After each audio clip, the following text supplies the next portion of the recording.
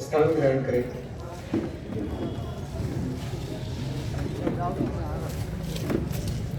सर्वप्रथम इस कार्यक्रम को आरंभ करने के लिए मैं मंचासीन उपस्थित हमारे मुख्य अतिथियों से निवेदन करता हूं कि वे दीप प्रज्वलन करें एवं आज के कार्यक्रम का शुभारंभ करें।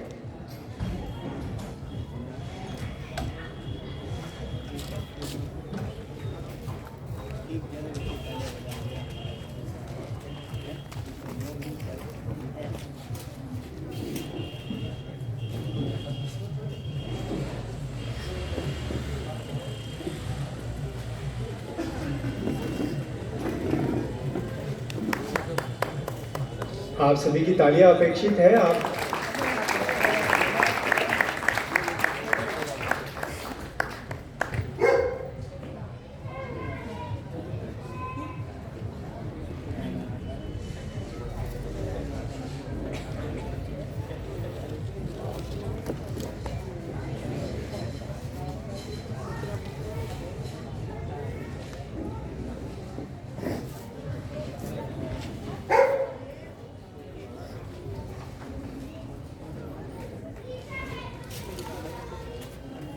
सर्वप्रथम मैं मंचासीन मुख्य अतिथियों से आप सभी का परिचय करा दूं।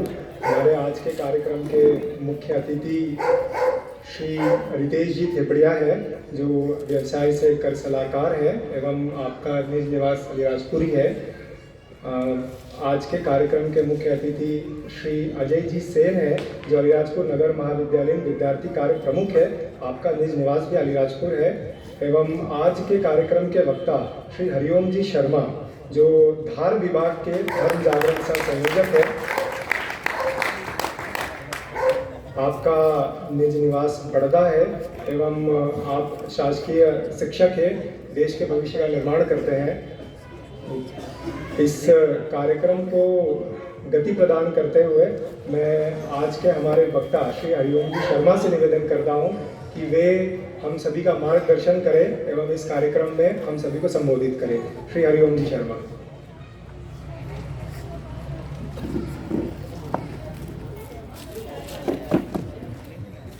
मैं श्री अजय जी सेन से निवेदन करूंगा कि वे हमारे मुख्य अतिथि श्री रितेश जी थेपड़िया का श्रीफल प्रदान करके स्वागत करें। आप सभी की तालियां अपेक्षित है। एवं मैं श्री अंकुश जी राठौड़ से निवेदन करूंगा कि वे हमारे अतिथि एवं वक्ता श्री हरिओम जी शर्मा का स्वागत करें श्रीफल प्रदान करके। तालियां आप सभी की अपेक्षित है।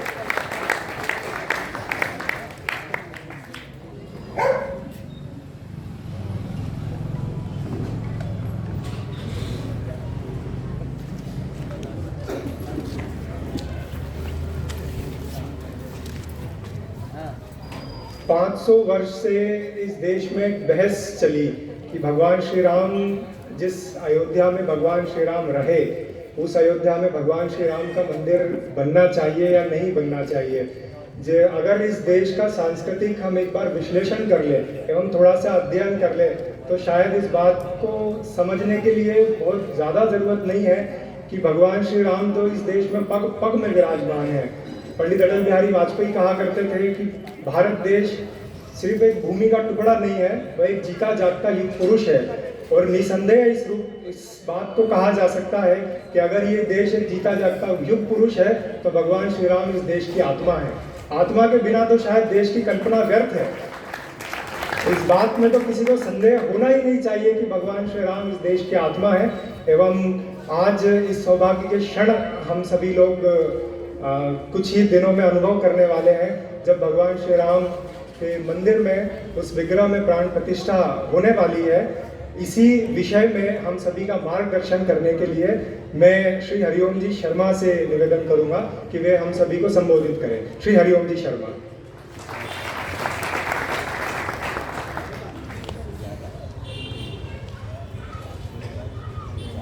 अखिल ब्रह्मांड के नायक, राजाधिराज, मर्यादा पुरुषोत्तम भगवान श्री राम के चरणों में प्रणाम करते हुए मंच पर आसीन मुख्य अतिथि महोदय और सभी उपस्थित युवा साथियों, बहनों, हम सब लोग राम जन्मभूमि प्राण प्रतिष्ठा महोत्सव इस नाते जो पूरे देश भर में एक उत्सव चल रहा है, पूरे विश्व में चल रहा है, तो यह पिछले 500 वर्षों का क्या संघर्ष रहा, क्या इतिहास रहा, इसके संदर्भ में चर्चा करने के लिए एकत्रित हुए हैं।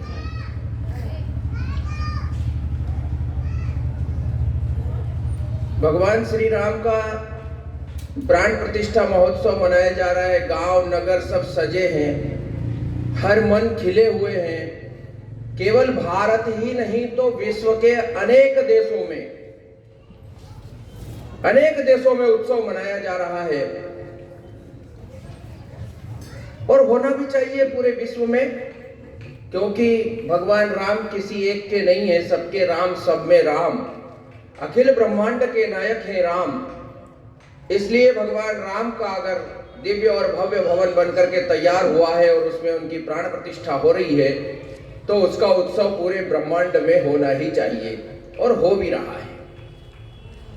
लेकिन इस संदर्भ में हमको थोड़ा विचार भी करना पड़ेगा कि जब तक नींव में पत्थर समाहित नहीं होते तब तक शिखर नहीं बनता है।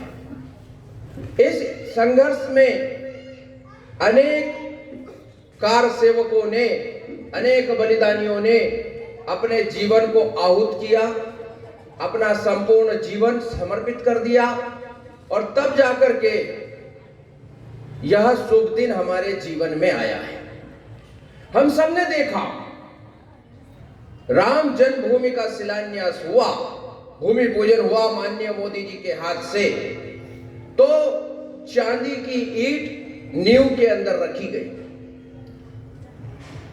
हमने खूब प्रसन्नता व्यक्त की, लेकिन हमको यह भी ध्यान रखना होगा कि चांदी की ईंट नींव में रखी गई, उससे पहले उस नींव में लाखों हिंदुओं का रक्त भी शामिल है।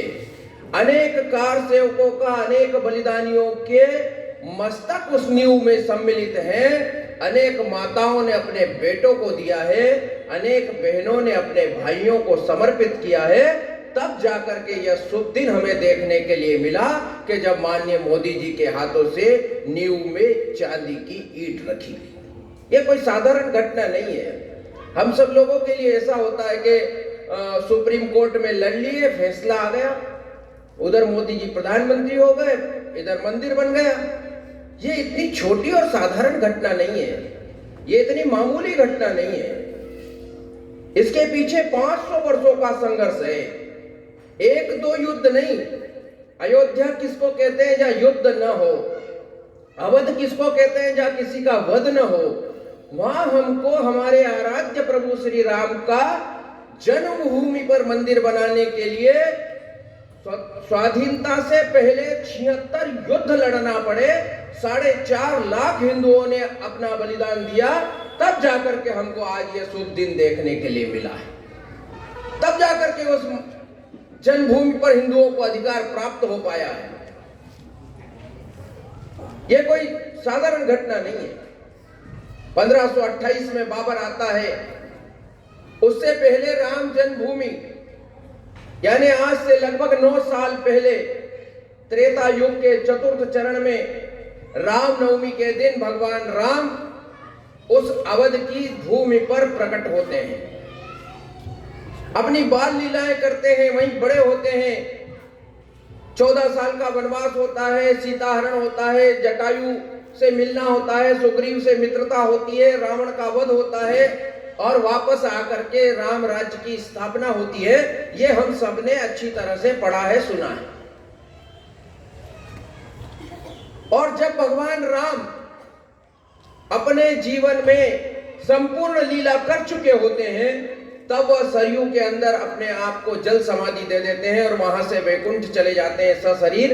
और समस्त जीव जगत जो अयोध्या में निवास करता था, वह सब भी भगवान राम के साथ साथ उस सरयू में जल समाधि ले लेता है। अयोध्या एक बार वीरान सी हो जाती है, क्योंकि भगवान राम के जो 2 पुत्र थे, लव और कुश, लव ने लवपुरी बसाया जिसको आज हम लाहौर कहते हैं, कुश ने कुशावती नगर बसाया था जिसको हम आज बिलासपुर कहते हैं, और वहीं से वे अपना राज्य चलाते थे। जब अयोध्या वीरान हो गई तो महाराज कुश ने कुशावती को छोड़ करके वापस अयोध्या को अपनी राजधानी बनाया, अयोध्या को आबाद किया, अयोध्या में भव्य भवन बनवाया भगवान राम की जन्मभूमि पर। और यह जन्मभूमि का मंदिर 44 वर्षों तक, 44 पीढ़ियों तक, भगवान राम की 44 पीढ़ियों तक पूरे विश्व का मार्गदर्शन करता रहा। 44वीं पीढ़ी में राजा ब्रद्दल हुए, महाभारत का युद्ध हो रहा था, अभिमन्यु का जो चक्रव्यूह वाला कांड है महाभारत में, उस युद्ध में ब्रद्दल अभिमन्यु के हाथों मारा गया और एक बार फिर अयोध्या वीरान हो गई। समय के थपेड़ों में, समय के साथ साथ समय के चक्र में अयोध्या के दिव्य और भव्य भवन धीरे धीरे जीर्ण शीर्ण होने लगे। लेकिन प्रभु राम जिस हाथों से जो काम करवाना चाहते हैं वह काम वो करवा लेते हैं। अपने मध्य प्रदेश के उज्जैन के अवंतिका के सम्राट विक्रमादित्य शिकार करते करते सरयू के किनारे पहुंचते हैं और सरयू के किनारे पर जाकर के जब वो थक जाते हैं, विश्राम की मुद्रा में बैठते हैं वहां पर, उसी समय क्या देखते हैं कि एक कृष्ण वर्ण का काले कलर का नवयुवक काले घोड़े पर बैठ करके, उसके समस्त जो भी उसने आभूषण पहन रखे वह भी काले हैं, जो पुष्पों की माला पहन रखी वह पुष्प भी काले हैं। ऐसा नवयुवक घोड़े पर सवार होकर के चला आ रहा है। वह काला भले ही है लेकिन आकर्षक है, सम्राट देखते रह जाते हैं। और इतने में क्या चमत्कार देखते हैं कि वह नवयुवक घोड़े सहित उस सरयू में प्रवेश कर जाता है और थोड़ी देर के बाद जब वह सरयू से वापस निकलता है तो एक आश्चर्यजनक परिवर्तन होता है। वह जब सरयू में प्रवेश करता है नवयुवक, तो वह काले कलर का था, घोड़ा काला था, आभूषण काले थे, पुष्प काले थे, लेकिन जैसे ही सरयू से बाहर आता है उसका कालापन समाप्त हो जाता है, उसका आश्व श्वेत हो जाता है, उनके वस्त्र श्वेत हो जाते हैं, उनके आभूषण देदीप्यमान हो जाते हैं, पुष्प खिल जाते हैं। सम्राट विक्रमादित्य ये देख करके आश्चर्यचकित हो जाते हैं और सम्राट उनसे पूछते हैं कि आप कौन हैं और यहां इस प्रकार का ये जो घटनाक्रम हुआ इसका क्या अर्थ है। वो नवयुवक प्रति प्रश्न करता है सम्राट से कि आप कौन होते हो पूछने वाले। फिर विक्रमादित्य ने अपना परिचय दिया, मैं अवंतिका का सम्राट हूं, विक्रमादित्य चक्रवर्ती सम्राट। मेरे भाई भर्तरी राज्य करते थे, उन्होंने संन्यास ले लिया, अब मैं सिंहासन पर बैठा हूं और इसलिए सम्राट होने के नाते मैं आपसे पूछता हूं आप कौन हैं और इस घटनाक्रम का रहस्य क्या है। तब उस नवयुवक ने जो कहा कि मैं तीर्थों का राजा प्रयाग हूं, पूरी दुनिया के लोग पर्वों में मेरे यहां स्नान करने के लिए आते हैं, अपना समस्त पाप मेरे यहां संगम में छोड़ करके चले जाते हैं और उन पापों के कारण मैं काला हो जाता हूं और फिर मैं इस सरयू में स्नान करने के लिए आता हूं और मेरे समस्त जो पाप मुझ में छोड़ करके गए थे वह मैं इस सरयू में विसर्जित कर देता हूं। सम्राट ने कहा बड़ी अच्छी बात है, दुनिया तुम्हारे यहाँ पाप छोड़ के जाए, तुम सब पाप लेकर के आओ और या सरयू में छोड़ करके चले जाओ। तो प्रयागराज कहते हैं कि ऐसी बात नहीं है, ये वह भूमि है जिस भूमि में स्वयं नारायण आए थे, उनकी लीलाएं हुई यहाँ पर इस सरयू के तट पर, और इसलिए मैं जितने पाप यहाँ छोड़ करके जाता हूँ वह आगे लक्ष्मण घाट तक पहुंचते पहुंचते भस्मीभूत हो जाते हैं, समाप्त हो जाते हैं। यह वह दिव्य भूमि है। फिर प्रयागराज कहते हैं कि अब सम्राट जब आप अवध तक आ गए हैं तो आप एक काम कीजिए, राम की जन्मभूमि पर भव्य भवन का निर्माण कीजिए। विक्रमादित्य जी कहते हैं कि अब यहां अयोध्या में मैं कहां ढूंढूं, जन्मभूमि कहां है, आप कुछ उसका मार्गदर्शन कीजिए। प्रयागराज ने उनका मार्गदर्शन किया कि राजन आप जहां पर बैठे हैं यहां से आधे योजन पर अगर आप चलते हैं तो आपको मणि पर्वत मिलेगा। वहां से दक्षिण में आप जाएंगे तो आपको गवाक्ष कुंड मिलेगा। वहां से आप पश्चिम तट पर जाएंगे तो आपको एक राम नामी वृक्ष मिलेगा। वह राम नामी वृक्ष जिसको स्वयं ब्रह्मा जी ने लगाया था, उसके प्रत्येक पत्ते पर राम नाम अंकित होता है। नया पत्ता आते ही उसमें राम लिखा हुआ रहता है। उस राम नामी वृक्ष की परिक्रमा लगा करके आगे बढ़ेंगे तो गणेश कुंड आएगा। उसके ऊपर शेष भगवान का मंदिर है और वहां से आप 500 धनुष नापेंगे वायव्य कोण में तो आपको भगवान राम की जन्मभूमि प्राप्त हो जाएगी। और इसके लिए प्रयागराज ने एक बहुत सरल उपाय बताया। उन्होंने कहा कि सम्राट, आप तो एक नव प्रसूता गाय लीजिए, उस गौ को लेकर के अवध में निकलिए, राम नामी वृक्ष की परिक्रमा लगाइए और वह गाय जहां जाकर के गोबर कर दे वह मणि पर्वत मान लेना, उसको मणि पर्वत समझना। और जहां वह गौ माता आगे जाकर के अपने आप अपने स्तनों से दूध की धारा निकाल दे, उसकी स्तनों से दूध की धारा प्रकट हो जाए, वह दुग्धाभिषेक करने लगे, उसी स्थान पर भगवान राम का जन्म हुआ था। रामनवमी का दिन आया, सम्राट विक्रमादित्य ने गौ ली, नव प्रसूता गाय ली, बछड़े सहित उस गौ को लेकर के निकले, राम नामी वृक्ष की परिक्रमा की। गाय थोड़ी दूर गई, उसने गोबर किया, वहां मणि पर्वत माना गया। और जब वह आगे बढ़ी, एक स्थान पर गौ माता के स्तनों में अपने आप दूध निकलने लगा, अपने आप उससे दुग्ध की धारा फूट पड़ी, वहां अभिषेक होने लगा दुग्ध से। उस स्थान को जन्मभूमि माना गया और उसकी जब खुदाई की गई तो वहां अंदर महाराज कुश के हाथों का बनाया हुआ दिव्य और भव्य भवन भगवान का प्रकट होता है। उस स्थान को जन्मभूमि मान करके और भगवान राम का एक भव्य मंदिर सम्राट विक्रमादित्य ने बनवाया। अनेक वर्षों तक, सहस्त्रों वर्षों तक सम्राट विक्रमादित्य का वह बनाया हुआ जन्मभूमि का मंदिर पूरे विश्व में सुख और शांति का संदेश देता हुआ गौरव के साथ में खड़ा रहा। समय के थपेड़ों में धीरे धीरे वो दौर भी आया जब एक इस प्रकार का वर्ग इस दुनिया में पैदा हुआ जिसने कहा कि हम कहेंगे वही धर्म है, हम कहेंगे वही खुदा है, हम कहेंगे वही अल्लाह है, हम कहेंगे उसी से जन्नत प्राप्त होगी। और इसलिए एक हाथ में तलवार और एक हाथ में कुरान लेकर के निकले मक्का और मदीने से। आधी से अधिक दुनिया को उन्होंने इस्लाम के झंडे में ला दिया और आते आते जब भारत में आए तब उनको पता लगा कि भारत में हिंदू शेर रहते हैं जिनसे टकरा करके जीतना नामुमकिन ही, बहुत मुश्किल ही नहीं, बिल्कुल नामुमकिन है। 1528 के पहले 1525-26 में बाबर आता है इस देश के अंदर, यत्र तत्र सर्वत्र लूट मचाते हुए, आतंक मचाते हुए, अत्याचार करते हुए। राणा संग्राम सिंह से राणा सांगा जिनको हम कहते हैं, उनसे युद्ध करते हुए, और वह बाबर दिल्ली के तख्ते ताउस पर, दिल्ली के सिंहासन पर बैठ जाता है। और इधर जन्मभूमि पर हिंदू श्रद्धा के साथ जा रहा है, पूजा अर्चना कर रहा है। वहां महंत है श्यामानंद जी। और पूरे दुनिया के अंदर इस्लाम का परचम बुलंद करने के बावजूद क्या स्थिति है कि भारत में हिंदुओं को कन्वर्ट नहीं कर पा रहे, मुसलमान नहीं बना पा रहे। इसकी खोज में निकलता है कजल अब्बास नाम का एक व्यक्ति। वह कजल अब्बास नाम का व्यक्ति अयोध्या पहुंचता है, जाकर के श्यामानंद जी के पैर पकड़ लेता है, श्यामानंद जी से दीक्षा लेता है और कहता है कि मुझे आप अपना शिष्य बना लीजिए। श्यामानंद जी ने उसको शिष्य बना लिया। फिर कहता मुझे मंत्र दीजिए। श्यामानंद जी ने कहा आप लोग हमारे मंत्रों का जप नहीं कर सकते क्योंकि आप पवित्रता को नहीं धारण करते, इसलिए आपकी कुरान में जो मंत्र लिखा वही मैं आपको देता हूं, ला इलाहा इल्लल्लाह, इस मंत्र का जप करो और जाओ तुम सिद्ध हो जाओगे।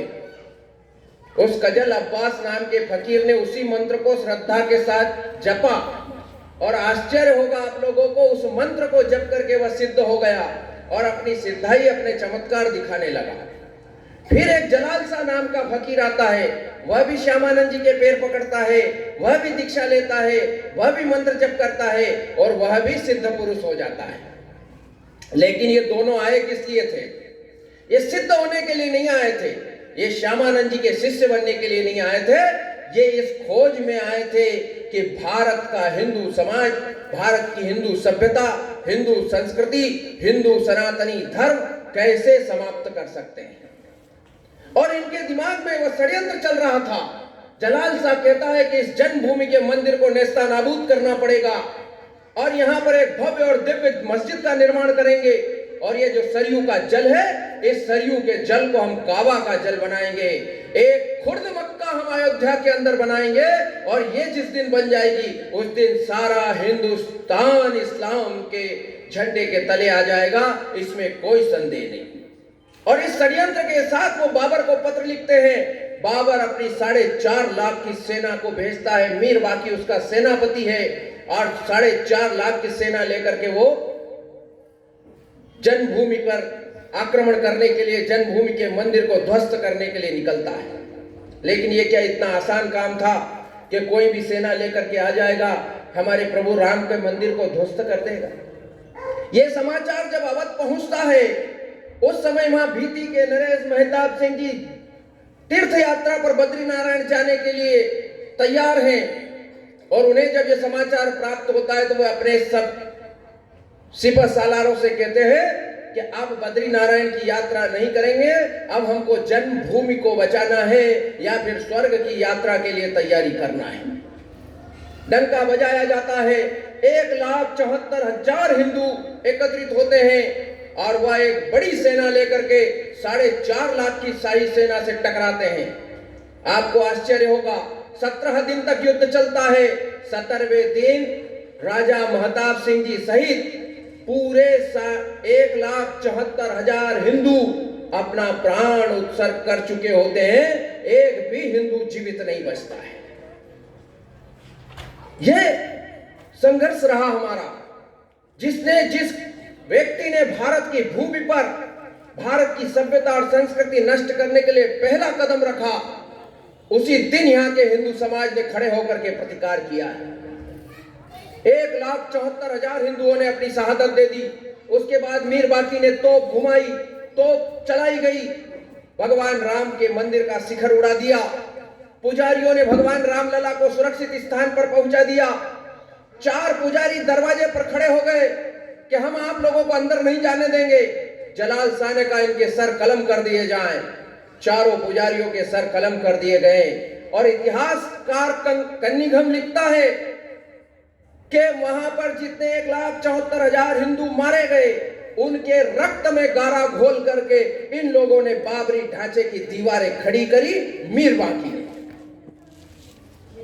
लेकिन रोज दीवार खड़ी करते, रोज दीवार गिर जाती थी। आज हम जो भव्य भगवान का मंदिर देख रहे हैं, इस मंदिर में लाखों लोगों की मेहनत है, लाखों लोगों के बलिदान है, प्रमाण है, सब कुछ है। लेकिन अगर भगवान हनुमान जी का आशीर्वाद न हुआ होता, भगवान हनुमान जी ने अगर कृपा नहीं की होती, तो आप और हम इस मंदिर को प्राप्त नहीं कर सकते थे। कैसे? ये मंदिर की, ये मस्जिद का ढांचा बनाने के लिए दीवार खड़ी करता, रात में दीवार अपने आप गिर जाती, रोज दीवार गिर जाती। वहां पहरा लगाया गया, तार लगाए गए, कटीले तारों की बाड़ लगाई गई, उसके बाद भी दीवार गिर जाती। जलाल शाह और कजल अब्बास परेशान हो गए, बाबर को बुलवाया गया। बाबर ने अयोध्या के संत महात्माओं को बुलाया और उनसे पूछा इसका रहस्य। महात्माओं ने कहा, आज तो ठीक है, 1000 वर्षों में भी तुम यहाँ मस्जिद का निर्माण नहीं कर सकते, क्योंकि हमारे प्रभु हनुमान जी प्रतिदिन आकर तुम्हारे बनाए हुए निर्माण को ध्वस्त कर देंगे, ध्वस्त कर देंगे। फिर उसका मध्यम मार्ग निकाला बाबर ने, और मध्यम मार्ग ऐसा निकाला कि उसको ढांचा तो बनाया गया, लेकिन उसको मस्जिद का नाम नहीं दिया गया। उसमें मीनारें नहीं बनाई गई। हर मस्जिद में मीनार होती, उसमें मीनार नहीं थी। वजू खाना नहीं था उसमें। उसके मुख्य गर्भगृह के मुख्य द्वार पर चंदन की लकड़ी लगाई गई थी। आप लोगों ने सर्च करना, आप लोगों ने पता करना, मस्जिद में लकड़ी नहीं लगाई जाती। जिस मस्जिद में लकड़ी लग जाती है वह मस्जिद नहीं मानी जाती। फिर उर्दू और फारसी में वहां लिखवाया गया सीता पाक रसोई, जिसे हम सीता रसोई के नाम से जानते हैं। और इसलिए वह फिर ढांचा वहां पर खड़ा हुआ और वह ये सारे प्रमाण दे करके गया कि ये मस्जिद नहीं है, ये केवल मंदिर को तोड़ करके बनाया हुआ ढांचा मात्र है। सीता पाक रसोई नाम दिया गया उसको। उसके बाद भी क्या हिंदू हाथ पर हाथ धरे बैठा रहा? ऐसा है क्या? ऐसा नहीं है। मात्र ढांचे को इस निर्माण के 15 दिन के अंदर देवी दीन पांडे नाम के एक व्यक्ति हैं, सराय सिसिंदा राजपुरा ऐसे गांव है वहां पर। उन गांव में क्षत्रिय सूर्यवंशी क्षत्रिय रहते हैं।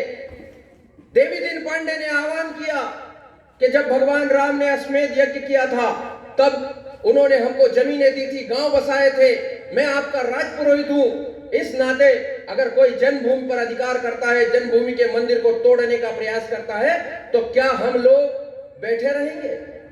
आसपास डंका बजाया गया, एकत्रीकरण किया गया, 90,000 हिंदुओं की सेना तैयार हुई और फिर जन्मभूमि की मुक्ति के लिए उन्होंने आक्रमण कर दिया। लेकिन सामने शाही सेना थी। 5 दिन तक घमासान युद्ध चला। एक लखोरी ईंट आकर के देवी दीन पांडे की खोपड़ी में लगी, उनकी खोपड़ी खुल गई। उन्होंने अपने सर को गमछे से बांधा और फिर युद्ध करने लगे। 90,000 हिंदू उस दिन शहीद हो गए। देवी दीन पांडे सहित सब लोगों ने अपने प्राणों को उत्सर्ग कर दिया। आज जो लोग कहते हैं ये राम मंदिर बनाना, प्राण प्रतिष्ठा करना इतना जल्दी था क्या? रामनवमी पे कर देते, फलाना कर देते, ज्ञान बांटने के लिए आ गए अनेक लोग। और फिर वो जोड़ते हैं कि ये राम को राजनीति का विषय बनाते हैं, ये राम से राजनीति करना चाहते हैं, लोकसभा के चुनाव आ रहे इसलिए प्राण प्रतिष्ठा करना चाहते हैं। उन सब लोगों से प्रश्न है कि देवी दीन पांडे नाम के जिस व्यक्ति ने 90,000 हिंदुओं के साथ अपनी शहादत दी, उस दिन कौन सा लोकसभा का चुनाव था? उस दिन किसको टिकट चाहिए था? 1,74,000 हिंदुओं ने अगर अपना बलिदान दिया राजा महताब सिंह जी के नेतृत्व में, उनको कौन सी राजनीति करनी थी? उनको कौन सा चुनाव लड़ना था? ये राजनीति या चुनाव का मसला नहीं, हमारी आस्था का प्रश्न है। हमारे आराध्य राम लला के लिए 1, 2 नहीं 4.5 लाख हिंदुओं ने शहादत दी। लगातार ये आक्रमण चलते रहे। हंसवर के राणा उन्होंने युद्ध किया। वो जब बलिदान हो गए तो आपको जानकर के आश्चर्य होगा, माताएं बहनें भी बैठी है, उनकी पत्नी रानी जयराज कुमारी ने 3,000 महिलाओं की सेना तैयार की और उन 3,000 महिलाओं की सेना लेकर के 10 बार आक्रमण किया उन्होंने जन्मभूमि की मुक्ति के लिए। उनके साथ 24,000 सन्यासी स्वामी महेश्वरानंद जी के नेतृत्व में उनसे मिले और दोनों ने मिलकर के संयुक्त रूप से 10 बार आक्रमण किया। अनेक बार जन्मभूमि को अपने कब्जे में लिया।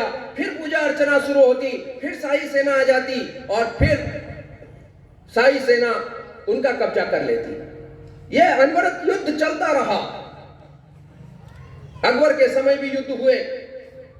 आप सब लोगों को जान करके आश्चर्य होगा कि आज जो दुनिया में कहते हैं खालिस्तान बनाएंगे, हम खालिस्तानी हैं, हम हिंदू नहीं हैं, वे लोग एक बार अपना इतिहास पलट करके देख लें।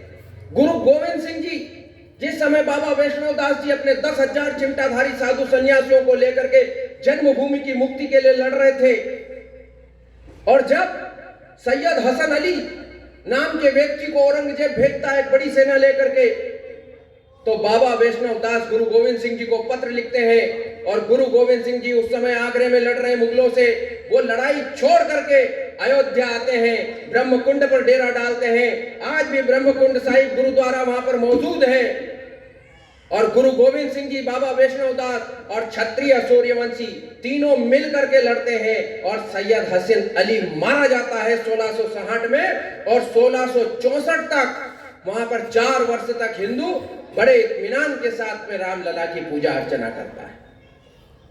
एक चीज और बता दूं मैं, अनेक संकल्प हैं जिनके परिणाम की परिणति में जन्मभूमि पर मंदिर खड़ा हो रहा है।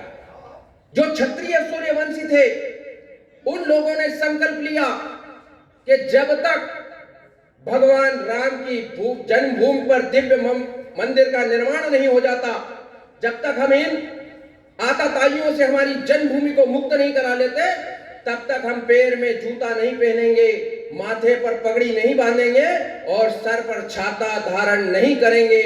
आप लोगों को आश्चर्य होगा 500 वर्ष हो गए, अनेक पीढ़ियां आती गई जाती गई, 20 पीढ़ियां समाप्त हो गई, लेकिन उनका संकल्प यथावत रहा और आज तक भी वे अपने पैरों में जूते नहीं पहनते, सर पर पगड़ी नहीं लगाते और छाता भी धारण नहीं करते। 22 जनवरी को जब प्राण प्रतिष्ठा हो जाएगी भगवान राम की, तब जा करके वह अपने पैरों में जूते धारण करेंगे। ऐसे संकल्पों के साथ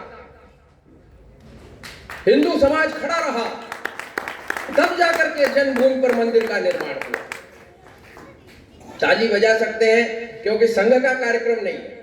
अधिकांश संघ के स्वयंसेवक बैठ जाते हैं तो दिक्कत यही होती है कि वो ताली नहीं बजाते और अपनी आदत भी नहीं ताली की, पर बजा सकते हैं। तो 1660 से 1664 तक हिंदुओं ने वहां पर अपना अधिकार कायम रखा, लेकिन वो जो बात है ना कि हम अपना अच्छा और बुरा दोनों इतिहास जल्दी भूल जाते हैं। अच्छा होता उसको भी भूल जाते हैं, रात गई बात गई, बुरा होता उसको भी थोड़े दिन में भूल जाते हैं। यही हुआ 1660 में हिंदुओं को अधिकार प्राप्त हो गया। 4 साल के लिए बस अपने भजन कीर्तन करते रहे, यही कहते रहे कि भगवान मेरा धंधा अच्छा चले, मेरी औलाद की नौकरी लग जाए, मेरे बच्चे की शादी हो जाए, मेरे यहाँ बेटा हो जाए। और 1664 में औरंगजेब ने फिर शाही सेना लेकर के एक खतरनाक आक्रमण किया और फिर जन्मभूमि अपने कब्जे में ले ली और जिस चबूतरे पर रामलला विराजमान थे उसको उसने खोद दिया, गड्ढा कर दिया, कीचड़ भर दिया उसके अंदर और फिर हमारी जन्मभूमि इन आताताइयों के कब्जे में चली गई। ऐसे अनेक युद्ध होते चले गए। हुमायूं के समय, अकबर के समय, बाबर के समय कुल मिलाकर के 76 युद्ध हुए। 1857 की क्रांति जब चल रही थी, पूरे देश ने बहादुर शाह जफर को अपना नेता माना, उनको आगे करके पूरी क्रांति चल रही थी। उस समय मौलवी आमिर अली कभी भी हिंदू किसी के विरुद्ध नहीं गया, किसी का बुरा नहीं चाहा। हम हमेशा कहते हैं सर्वे भवन्तु सुखिनः सर्वे सन्तु निरामया। कभी नहीं कहा कि हिंदू सुखी हो, हिंदू निरोगी हो। हमने हमेशा कहा सर्वे भवन्तु सुखिनः, सब सुखी हो, सब में सब आ गए, जीव जगत पूरा आ गया, सब सुखी हो, सब निरोगी हो, सबके मंगल की कामना अगर कोई करता है तो वो हिंदू समाज करता है। और इसलिए 1857 में एक मौलवी हुए आमिर अली, उन्होंने कहा कि देखो ये हिंदुओं ने अपने बहादुर शाह जफर को अपना नेता माना, अपना सम्राट माना, बादशाह माना, और जब अंग्रेज हमारी बेगमों की इज्जतें लूटने आए, हमारे जेवरात लूटने आए, तो हिंदुओं ने बढ़ चढ़ करके बलिदान दिया और हमारी बेगमों की इज्जतों की रक्षा की।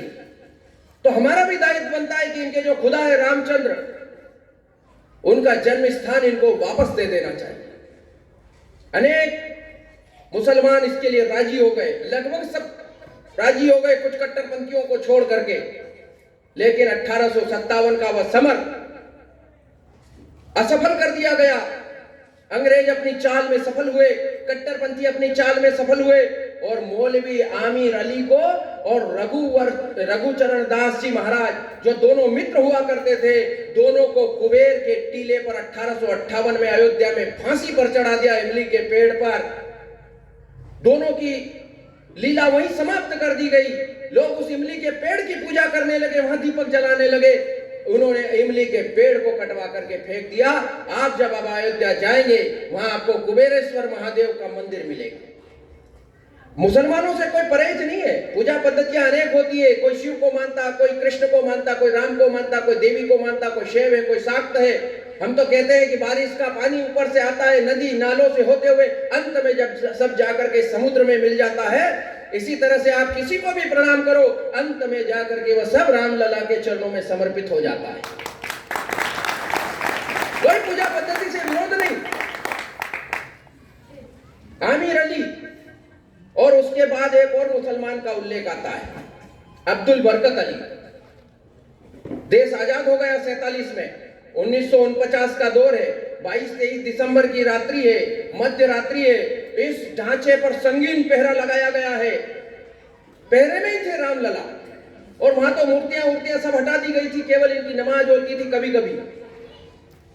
सरकार के कब्जे में है, पुलिस का सख्त पहरा है, रात की 12 बजी है, और रात के 12 बजे क्या देखता है वो अब्दुल बरकत नाम का सिपाही कि उस ढांचे के मुख्य गर्भगृह में एक दिव्य प्रकाश होता है और उस दिव्य प्रकाश में उसको नजर आता है कि 5 साल का बालक जिसने करधनी पहनी है, सिर पर मुकुट है, हाथ में छोटा सा धनुष है और वह चलते हुए ठुमक ठुमक चलते हुए आ रहा है उस गर्भगृह में और थोड़ी देर के बाद सिंहासन पर बैठ जाता है। इतने में वो प्रकाश हट जाता है और अब्दुल बरकत अली देखता है कि राम लला सिंहासन पर विराजमान है और कई हिंदू वहां आकर के पूजा अर्चना कर रहे हैं। सब गा रहे हैं, भय प्रकट कृपाला दीन दयाला कौशल्या हितकारी।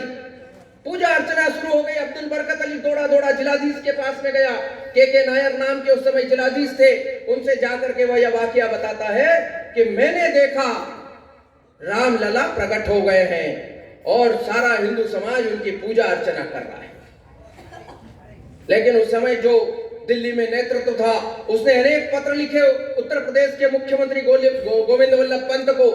पूजा रुकवा दी गई, ताले जड़ दिए गए और वो बहुत लंबा घटनाक्रम है। फिर ये मामले कोर्ट में गए, FIR हुई, मुकदमे हुए, सुनवाइयां शुरू हुई, बरसों बरसों तक यह मामले लंबित चला करे।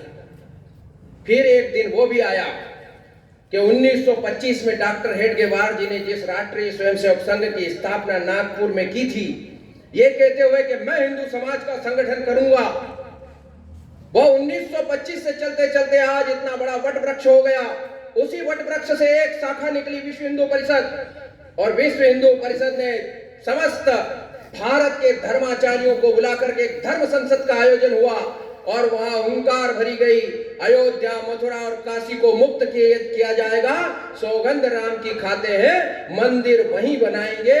ये धर्म संसद में राम जानकी रथ यात्राएं निकाली गई। जनकपुर से रथ यात्रा निकली राम जी की अयोध्या के लिए। हजारों लाखों लोगों का समर्थन मिलने लगा।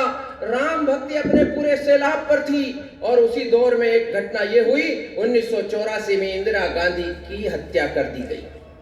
विश्व हिंदू परिषद ने अपना अभियान रोक दिया।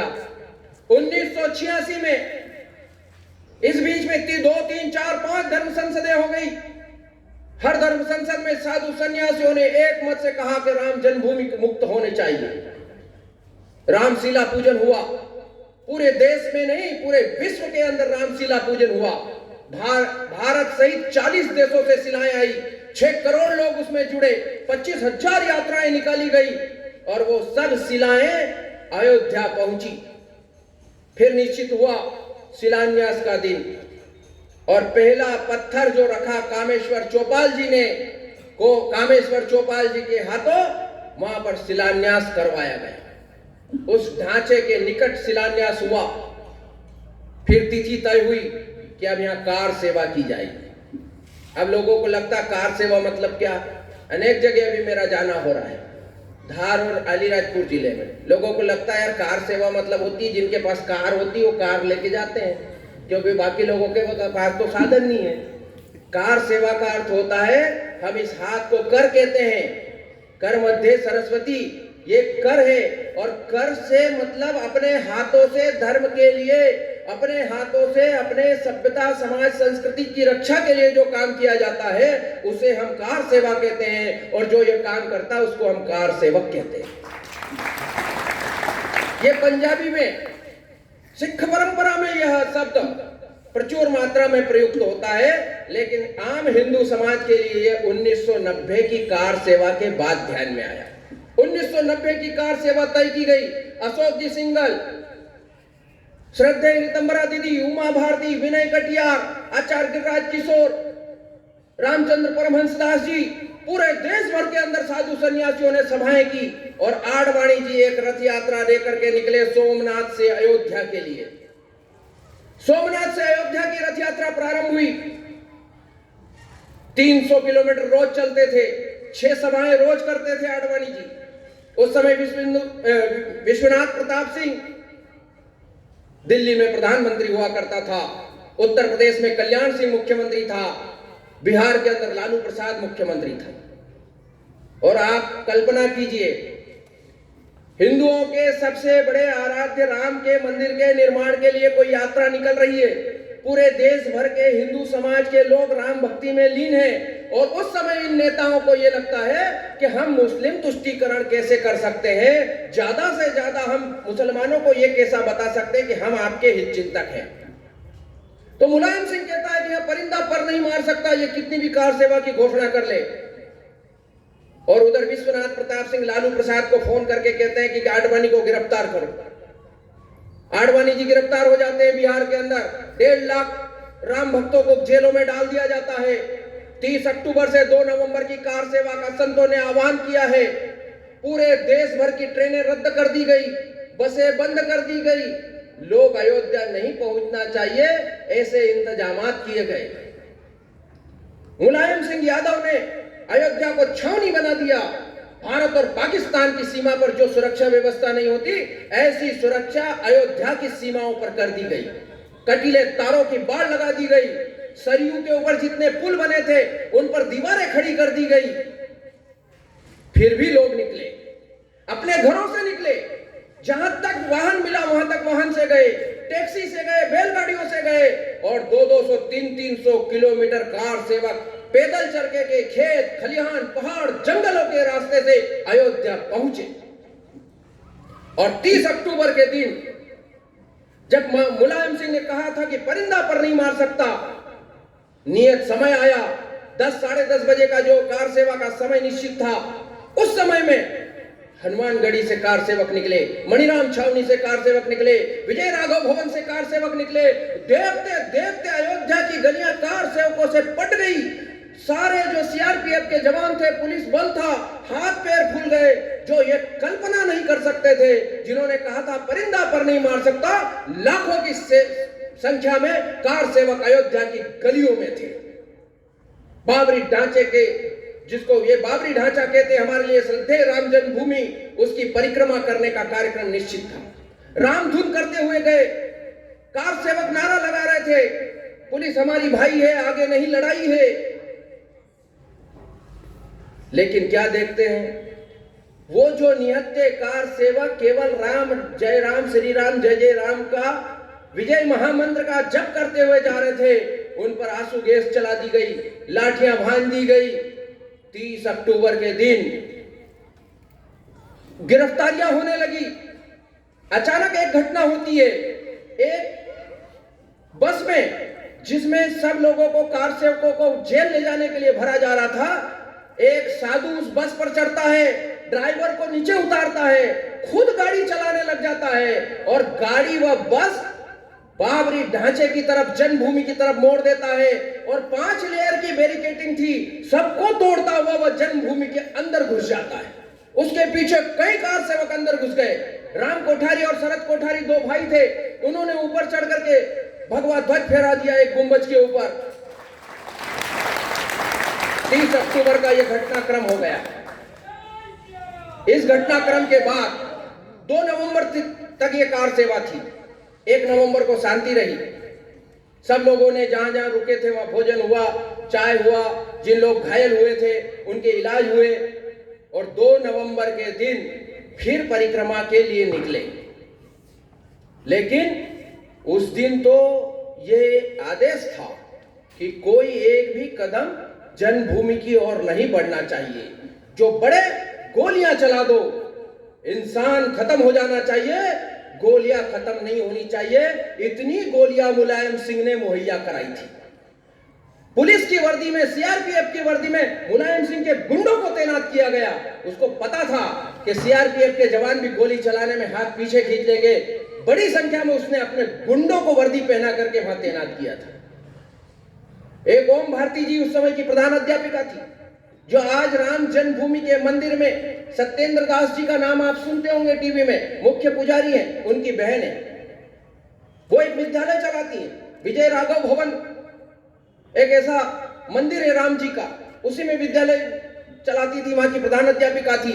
उनको आपने सर्च करना यूट्यूब पर, ओम भारती जी को, वो अपनी जुबानी बताती है कि उस दिन का घटनाक्रम क्या हुआ। सब लोग मेरे यहाँ थे। विजय राघव भवन में अशोक जी सिंगल थे, शरद कोठारी, राम कोठारी सहित अनेक लोग थे। कल्पवास कर रहे थे, खिचड़ी बनाई गई, हमने साथ साथ खिचड़ी खाई। इतने में सीआरपीएफ की टुकड़ी वहां पर आती है, छत पर चढ़ जाती है, दरवाजा तोड़ देती है, अंदर घुस जाती है। अब वो अंदर बैठे तो कोई हिंसा नहीं कर रहे थे, लेकिन जो राम कोठारी और शरद कोठारी ने ध्वज फहरा दिया था ढांचे पर, वो उनकी आंख में खटक रहा था, और इसलिए वो सबसे पहले शरद कोठारी को गोली मारते, बाहर निकालकर खोपड़ी में गोली मार देते हैं। राम कोठारी, उसका बड़ा भाई दौड़ता है तो उसकी छाती में गोली मार देते हैं। दोनों भाई वहीं पर शहीद हो जाते हैं। कौन थे ये राम कोठारी और शरद कोठारी?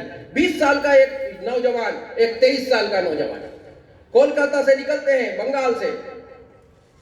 उनकी एक बहन है, उस बहन का विवाह होने वाला है। रोका जाता है कि मत जाओ, अपन पैसे वाले लोग हैं, चंदा दे देते हैं, और लोग जा रहे हैं उनको। लेकिन राम और शरद मानते नहीं है, राम काज है, हम जाएंगे। दोनों भाई निकलते हैं अपनी बहन के माथे पर हाथ रख करके कि बहन, राम लला का काम करके आएंगे और फिर हम आपका विवाह धूमधाम से करेंगे। ये वहां से प्रयाग आते हैं, प्रयाग से बनारस आते हैं। बनारस के बाद कोई साधन नहीं मिलता है तो 200 किलोमीटर की यात्रा पैदल पैदल करते हैं, खेत खलिहानों से होकर के। ये राम कोठारी और शरद कोठारी वहां पहुंचते हैं, जिन्होंने अपने जीवन को 20 साल और 23 साल की उम्र में, जब हम गेम और मोबाइल में चिपके हुए रहते हैं, जब हम दूसरे ऐसे कामों में जिससे इस देश का कोई भला नहीं होना उसमें चिपके रहते हैं, उस आयु में शरद कोठारी और राम कोठारी वहां पर अपना संपूर्ण जीवन बलिदान कर देते हैं।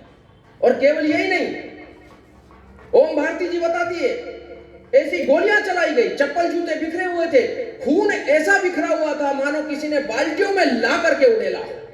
और एक दो नहीं, वो कहती है कि 2 ट्रक भर करके लाशें मेरी आंखों के सामने ये ले गए, ले जाकर के सरयू में फेंक दी। क्या बताते हैं कि 15 लोग मरे, 12 लोग मरे। रेत की बोरियां बांध बांध करके कार सेवकों को जिंदा सरयू में फेंक दिया गया। महीनों तक वहां से लाशें उफनती रही, बाहर आती रही। ऐसा नरसंहार किया जो जनरल डायर ने भी नहीं किया था। इतने कार सेवकों को भून दिया गया, मार दिया गया। ओम भारती जी लिखती है, उनका एक 4 साल का बालक था। उस बालक को उस समय बलवंत राय जी अपने कार्यकर्ता थे, उन्होंने ऐसे अपने सोने के जो गद्दे होते हैं उन गद्दों में छुपा दिया था, तो वो जीवित बच गया। पीयूष, उसका नाम पीयूष था। जब 3 नवंबर की घटना के 2 नवंबर और 3 नवंबर की घटना के बाद जब अयोध्या में शांति हुई, तो वह बालक रोज पुतले बनाता, एक डंडा लेता और उसको खूब मारता। उस पुतले को लोग पूछते क्या कर रहे हो, तो 4 साल का बालक कहता है, मुलायम को मारत हैं। इस मुलायम ने हमारे राम भक्तों को मारा, हम इसको मारत हैं। 4 वर्ष के बच्चे, स्थिति देखिए कैसा नरसंहार हुआ होगा। वहीं सरयू के किनारे शरद कोठारी, राम कोठारी सहित जो पार्थिव देह प्राप्त हुए, उनके अंतिम संस्कार किए गए। अयोध्या में मातम हो गया, घंटे घड़ियाल नहीं बजे, इंसानों के भोजन तो बने ही नहीं, किसी भी मंदिर में शाम का भोग नहीं लगाया गया। इस प्रकार का मातम अयोध्या में पसर गया। 3 नवंबर को विनय कटियार जी ने एक शोक प्रस्ताव पारित किया, 4 मांगे रखी, उनमें 3 मांगे मान ली गई। सब लोगों ने अयोध्या में रामलला के दर्शन किए और फिर सब कार सेवक अपने अपने क्षेत्र की ओर प्रस्थान कर गए। और जिन कार सेवकों का अंतिम संस्कार हुआ था, जो लिखा यहाँ, अस्थि कलश से अक्षत कलश तक की यात्रा, उन कार सेवकों की अस्थियों के कलश आपके अलीराजपुर में भी आए थे, मेरी कुक्षी में भी आए थे। उम्र भले कम थी अपनी, लेकिन हमने हमारी आंखों से उन अस्थियों के कलश को देखा।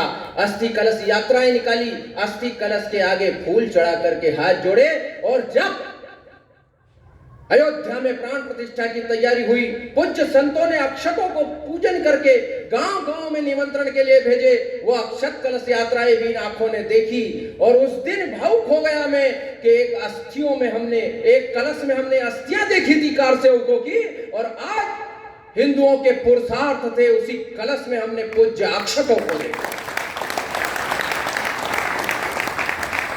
ये अस्थि कलश से अक्षत कलश तक की यात्रा मामूली यात्रा नहीं है, अनेक संघर्षों की यात्रा है। पूरे देश में अस्थि कलश यात्राएं निकाली गई। फिर 1992 6 दिसंबर को आह्वान किया गया, एक धर्म संसद हुई। उस धर्म संसद में फिर 6 दिसंबर 1992 गीता जयंती का दिन, जब महाभारत में भगवान ने गीता सुनाई थी, वह दिन तय किया। उस दिन 6 दिसंबर 92 को कार सेवा के लिए आह्वान हुआ। लाखों लाख लोग, लाखों लाख कार सेवक राम जन्मभूमि की ओर चल पड़े। लेकिन अब थोड़ा दृश्य बदला हुआ था। मध्य प्रदेश में सुंदरलाल पटवा मुख्यमंत्री हुआ करते थे, उत्तर प्रदेश में कल्याण सिंह जी मुख्यमंत्री थे। जो पुराने लोग हैं जानते हैं, लाखों लाख लोग कार सेवा में गए। 8 लाख लोग अयोध्या में थे, 4 लाख लोग रेलवे स्टेशनों पर थे, 4 लाख लोग बस स्टेशनों पर थे, और इतने ही लोग मार्गों में थे। लेकिन आप कल्पना कीजिए, अगर 1000, 2000, 5000, 10,000 लोगों का कार्यक्रम होता है, इसकी चेन चली गई, उसका पर्स गया, इस बालिका के साथ छेड़खानी हो गई, ऐसी घटनाएं आम होती है। लेकिन जब 20 लाख हिंदू अपने घरों से बाहर थे, उसके बाद भी कोई न्यूज चैनल, कोई पेपर कटिंग आप बता दीजिए जिसमें यह आया हो कि कहीं कोई अप्रिय घटना हो गई। एक भी अप्रिय घटना नहीं हुई। और उसका कारण रहा, जो राम काज करने के लिए निकलते हैं उनमें राम अपने आप आ जाता है, राम का चरित्र उसमें अपने आप सम्मिलित हो जाता है।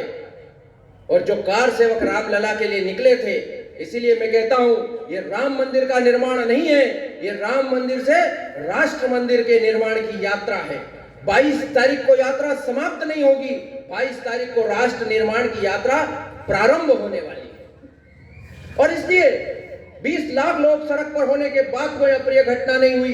राम का चरित्र जीता है राम का भक्त। अरे राम के शत्रु तक राम का चरित्र जीते हैं। जब रावण बहुत चिंतित था, मंदोदरी ने उससे कहा कि नाथ, आप बहुत चिंतित हैं, आप तो मायावी है, आप माया से कोई सा भी रूप बना सकते हैं।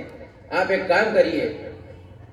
रावण की चिंता यह थी कि सीता ने कभी नजर उठाकर मुझे नहीं देखा। तो मंदोदरी कहती है, आपको मैं उपाय बताती हूं, आप अपना रूप बदलिए, राम का रूप धारण कीजिए, सीता के सामने चले जाइए, सीता आपको देख लेगी, आपके मन की इच्छा पूरी हो जाएगी। रावण कहता है कि मंदोदरी, मैं क्या इतना पागल हूं? मुझे नहीं पता कि मैं माया से किसी का भी रूप बना सकता हूं। मैंने अनेक बार यह कोशिश भी की, मैं हर बार राम का रूप धारण करता हूं ये सोच करके कि सीता के सम्मुख जाऊंगा राम बन करके।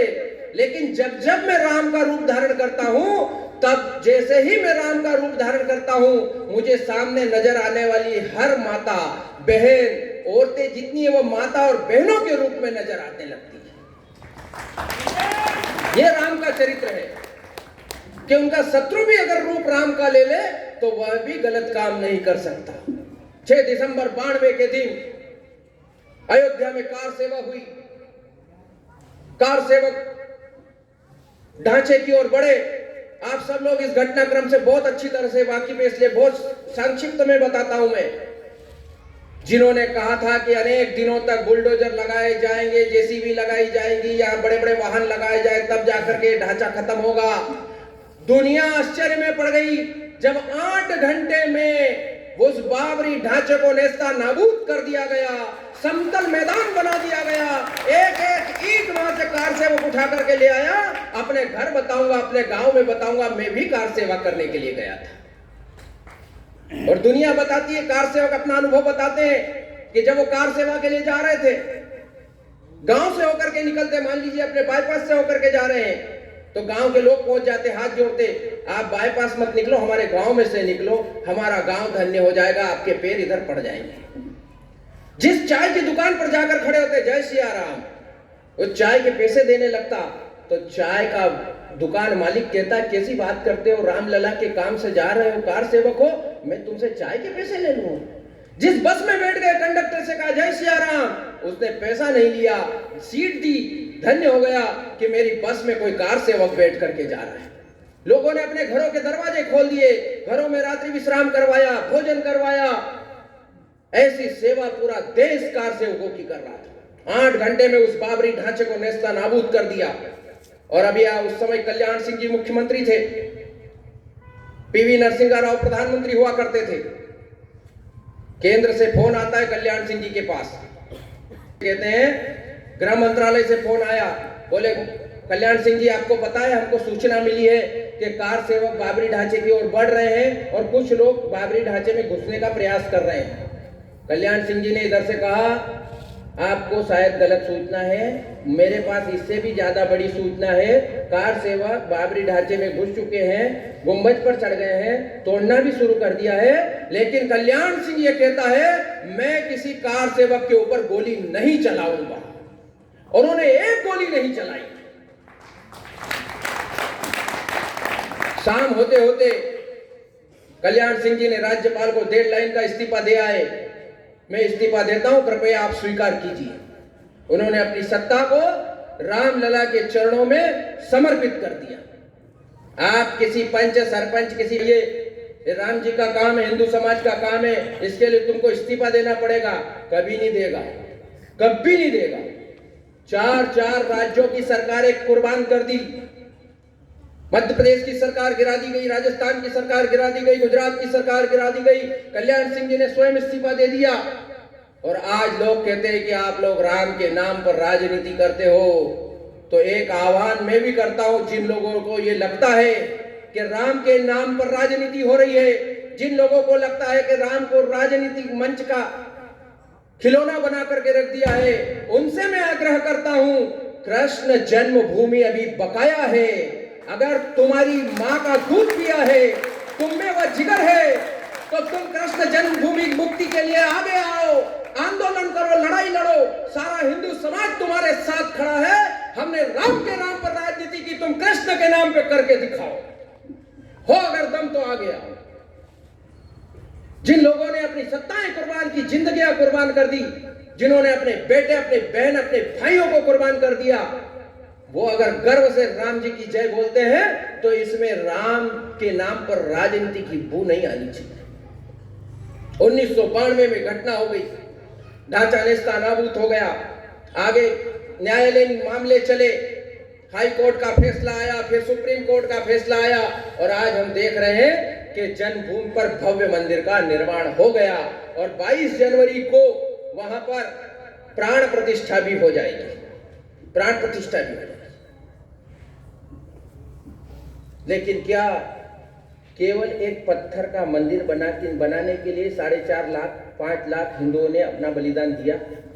नहीं, ये हमारी राम मंदिर से राष्ट्र मंदिर के निर्माण की यात्रा है। 1947 में हम स्वाधीन हुए, अभी 75 साल हुए हमको स्वाधीन हुए, अमृत महोत्सव मनाया, तब राम जी का मंदिर बना। और जब 2047 आएगा, 100 साल की स्वाधीनता हमारी पूर्ण होगी, तब यह भारत अखंड स्वरूप में खड़ा होगा, भारत माता अपने दिव्य स्वरूप में खड़ी होगी, भारत दुनिया का सबसे शक्तिशाली राष्ट्र होगा, पूरी दुनिया का मार्गदर्शन करेगा और भारत फिर से विश्व गुरु बनेगा। उस यात्रा का एक पड़ाव है राम मंदिर। ये कोई मंजिल नहीं है, मंजिल तो तब आएगी जब हम भारत को अपने परम वैभव पर देखेंगे। और क्या हम लोगों ने हमेशा भी लड़ाई लड़ करके ही मांगा जन्मभूमि? हाथ जोड़ करके भी मांगी। चंद्रशेखर प्रधानमंत्री थे, अनेक बार बाबरी मस्जिद एक्शन कमेटी और साधु सन्यासियों की बैठकें हुई। एक बैठक के बाद बाबरी मस्जिद एक्शन कमेटी ने आना बंद कर दिया, क्योंकि उनके पास कोई प्रमाण नहीं थे, कोई प्रमाण नहीं थे। के मोहम्मद का नाम आपने सुना होगा, भू सर्वेक्षण करते हैं, पुरातत्व सर्वेक्षण करते हैं, वो उसके अधिकारी हैं के मोहम्मद। के मोहम्मद को जब आप सुनोगे, पढ़ोगे, उन्होंने कहा मैं 1976-77 में राम जन्मभूमि पर गया था, उस ढांचे के अंदर। उस समय वो स्टूडेंट थे, जाते ही उन्होंने देखते ही कह दिया ये मंदिर है, ये मंदिर है। आप पढ़ना, उनको सुनना। वो कहते हैं के मोहम्मद की ये मंदिर है, वहां शिव के प्रमाण मिले, गणपति जी की मूर्तियां मिली, ओमकार मिला, स्वास्तिक मिला, और उस के मोहम्मद की रिपोर्ट पर सुप्रीम कोर्ट ने फैसला दिया ये भी प्रमाणित है। और हम तो अपने मुकदमे लड़ते हैं, कोर्ट कचहरी में जाते हैं, लेकिन हमारे लिए कितनी पीड़ादायक विषय है कि राम लला विराजमान को हर तारीख पर जाना पड़ता था। हमारे राम लला जाते थे, जो न्यायाधीश बैठ करके सुनवाई करता था, जो घर में राम जी को अगरबत्ती लगा कर आता था, वो वहां बैठते कहता था राम लला विराजमान, राम लला को उपस्थित होना पड़ता था। भगवान राम अपना स्वयं केस लड़े, दुनिया में कहीं नहीं लड़ा गया। दुनिया के इतिहास में कहीं ऐसा नहीं हुआ होगा। राज्यों के लिए लड़ाइयां हुई, युद्ध हुए, सत्ताओं के लिए युद्ध हुए, अधिकारों के लिए युद्ध हुए। दुनिया में केवल एकमात्र ऐसा स्थान है, एकमात्र यह ऐसी संघर्ष की गाथा है जिसमें हमने अपने आराध्य जन्मभूमि, आराध्य भगवान राम की जन्मभूमि के लिए 76 युद्ध लड़े, 4.5 लाख लोग बलिदान हुए। ये केवल भारत में हुआ। निवृत्तमान शंकराचार्य सत्यमित्रानंद जी हुए, अभी भी हैं। सत्यमित्रानंद जी ने, ये जब रमजान रोजे का महीना चलता है, तब जब नमाज करके बाहर आते हैं तो खिरात बांटते हैं, आप लोगों ने भी देखा होगा। और जो मुसल्लस ईमान होता है, जिसका पक्का ईमान होता है, तो ऐसा कहा जाता है कि रमजान में नमाज करके बाहर आओ और अगर जिंदगी मांग लो तो दे देते हैं। सत्यमित्रानंद जी ने वो भी आजमा करके देख लिया। एक मस्जिद के सम्मुख खड़े हो गए, ये लोग नमाज करके बाहर निकले, उन्होंने हमारे सर्वोच्च पदवी पर बैठे हुए सत्यमित्रानंद जी ने गमछा फैला दिया और कहा कि आप पक्के ईमान के मुसलमान हो और रमजान की अगर नमाज करके निकले हो तो मेरे राम लला की जन्मभूमि मुझे दे दो। इससे ज्यादा और हम क्या कह सकते थे। उन्होंने जवाब में कहा, यह कोई खाने की चीज नहीं है कि हम तुमको दे देंगे। सत्यमित्रानंद जी को रीते हाथ लौटना पड़ा। ऐसे भी हमने अनुनय विनय से भी मांगा, लेकिन एक चीज बहुत अच्छी है, राम जी चाहते थे पूरे विश्व का हिंदू संगठित हो जाए, पूरे विश्व का हिंदू जागृत हो जाए। अगर हमको खैरात में जन्मभूमि मिल जाती, अगर हमको प्रेम प्यार से जन्मभूमि मिल जाती, तो क्या विश्व का हिंदू संगठित हो सकता था? क्या विश्व का हिंदू जागृत हो सकता था? कभी नहीं होता। बल्कि हम तो ये मान लेते कि वाह गंगा जमुना तहजीब है, क्या प्रेम प्यार है, क्या देखो हमारे छोटे भाई बड़े भाई की मोहब्बत है, इन्होंने हमको जन्मभूमि दे दी, जैसे कोई बहुत बड़ा उपकार कर दिया। राम जी चाहते थे कि जिस प्रकार से मैंने संघर्ष किया और राम राज्य की स्थापना हुई, ऐसे मेरे भक्त भी संघर्ष करेंगे और फिर राम राज्य की स्थापना सुनिश्चित करेंगे। और कैसा विश्वास! 1990 में इतनी गोलियां चली, इतने कार सेवक मारे गए, उसके बाद में वहां पत्थर तराशना शुरू हो गए, कार्यशाला बना दी गई, पत्थर तराशना शुरू हो गए। और 1990 जहां दूर तक अंधकार था, कोई कह नहीं सकता था कि कब मंदिर का निर्माण होगा, कब मंदिर का निर्माण। लेकिन 90 से यह विश्वास, यह संकल्प कि लगातार पत्थर तराशना शुरू हो गए। ऐसे विश्वास 500 सालों तक जूते चप्पल नहीं पहने, पीढ़ी दर पीढ़ी उस संकल्प को निभाया। ऐसा विश्वास कि वो झारखंड की सरस्वती देवी 31 साल के बाद बोलेगी। 31 वर्ष तक उसने मौन धारण किया, कार सेवा के बाद मौन व्रत ले लिया। मैं तभी बोलूंगी जब जन्मभूमि पर मंदिर का निर्माण हो जाएगा। महिलाएं 5 मिनट 10 मिनट से ज्यादा चुप नहीं रह सकती। ये श्राप है इनको युधिष्ठिर का। लेकिन उन माता को प्रणाम करो जिन्होंने 31 साल तक मौन व्रत रखा। एक गुप्ता जी है, सियाराम जी गुप्ता, उन्होंने 1 करोड़ रुपया राम जन्मभूमि को दिया। लोगों ने करोड़ों दिए और 5 रुपए भी दिए, वो भी धन्य है। लेकिन उन्होंने कब दिए? सुप्रीम कोर्ट का कोई फैसला नहीं आया, सुप्रीम कोर्ट का कोई फैसला नहीं आया, कहीं से कहीं तक दिख नहीं रहा था कि राम जन्मभूमि पर मंदिर बनेगा। उससे साल भर पहले सियाराम जी गुप्ता ने अपनी समस्त जमीन बेच दी, 85 लाख रुपए इकट्ठे हुए, 15 लाख रुपए उन्होंने अपने बच्चों से और दामाद से उधार लिए और 1 करोड़ रुपए का चेक बना करके महंत नृत्य गोपाल दास जी महाराज को दे करके आए। लोगों ने पूछा, पत्रकारों ने पूछा, अभी जन्मभूमि पर कोई मंदिर निर्माण नहीं हो रहा है, ये आपने 1 करोड़ रुपए दिया, इसका क्या होगा, कोई पता नहीं है। सियाराम जी गुप्ता ने कहा,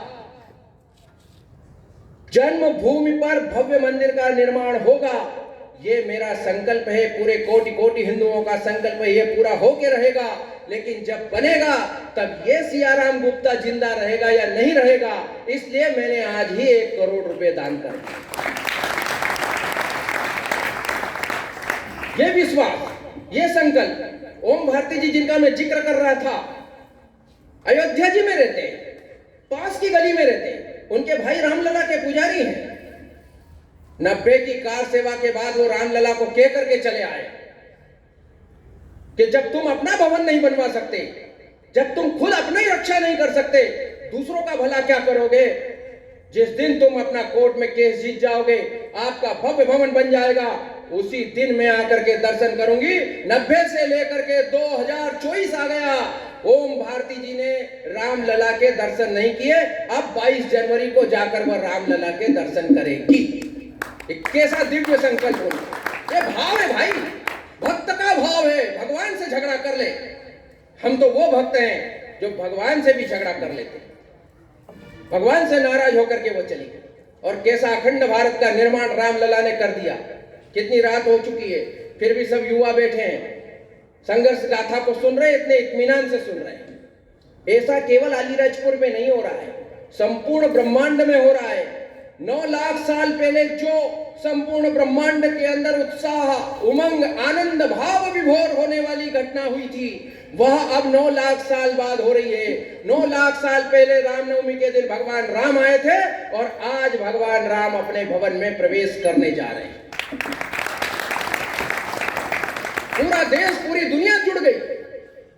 जनकपुरी में भगवान का ससुराल है, आप सब लोगों को पता है। जनकपुरी में जानकी जी का मंदिर है, भव्य भव्य। लोग कहते हैं कोई यात्रा निकाल रहा, पूर्व से पश्चिम, उत्तर से दक्षिण, भारत को जोड़ेंगे। उनकी यात्रा करने से भारत जुड़े नहीं जुड़े अपने को पता नहीं, लेकिन रामलला ने संपूर्ण भारत को जोड़ दिया। और भारत ही नहीं, अखंड भारत को जोड़ दिया। जनकपुर से भाव विभोर होकर हमारे दामाद जी का मकान बना है, भव्य भवन बना है, उसमें गृह प्रवेश होने वाला है, हमारी बेटी के लिए उपहार लेकर के जाना चाहिए। तो भाव विभोर होकर 1100 टोकरियों में आभूषण, कपड़े, गहने, फल फूल, ड्राई फ्रूट्स लेकर के चले आए जनकपुरी से अयोध्या की ओर, और ला करके राम जी के सामने उपहार समर्पित कर दिया। श्रीलंका से वह वाली शिला आ गई जिसके ऊपर अशोक वाटिका में सीता मैया बैठती थी। राजस्थान का पत्थर लगा, राजस्थान से 600 किलो घी गया जो बैलगाड़ी पर गया, और किन गौ माताओं का गया जिनको 2-3 वर्षों से लगातार रामचरितमानस 24 घंटे गीता सुनाई जा रही थी। उन गौ माताओं का, देसी गौ माताओं का 600 किलो घी राजस्थान से चल करके अयोध्या पहुंच गया। कोई गुजरात का राम भक्त 108 फीट लंबी धूप बत्ती बना करके बड़ोदरा से अयोध्या पहुंच गया। कोई हैदराबाद से 1265 किलो का विशाल लड्डू बना करके पहुंच गया। दक्षिण भारत का ग्रेनाइट पत्थर लगाया गया। और तो और मध्य प्रदेश जहां हम रहते हैं, जहां नर्मदा का कंकर भी शंकर होता है, वहां से नर्मदेश्वर महादेव भी अयोध्या पहुंच गए, जो उस रामलला के भव्य भवन में स्थापित होने वाले। कौन सा प्रांत, कौन सा? छत्तीसगढ़, भगवान का ननिहाल, भगवान के मामा का गांव छत्तीसगढ़। टनों गिनती सुगंधित चावल पहुंच गया।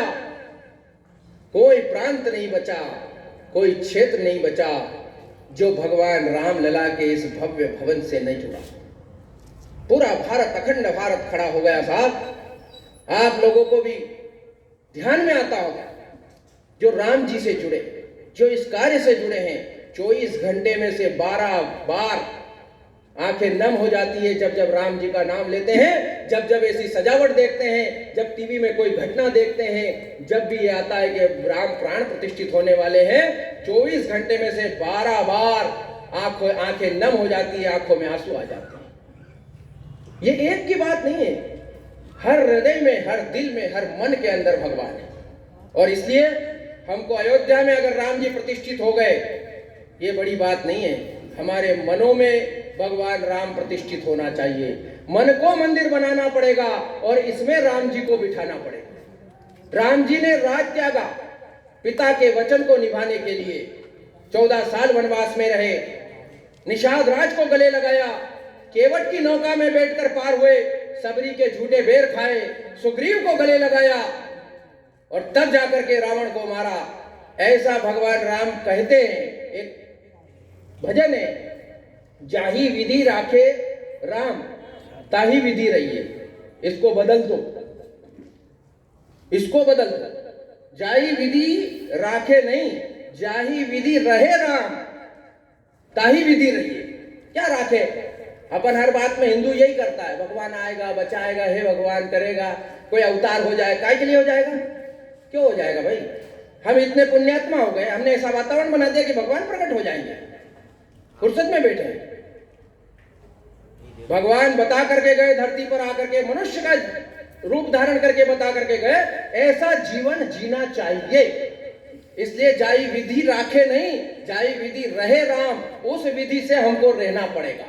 तब जाकर के भारत का भला होगा, तब जाकर के संपूर्ण विश्व का भला होने वाला है।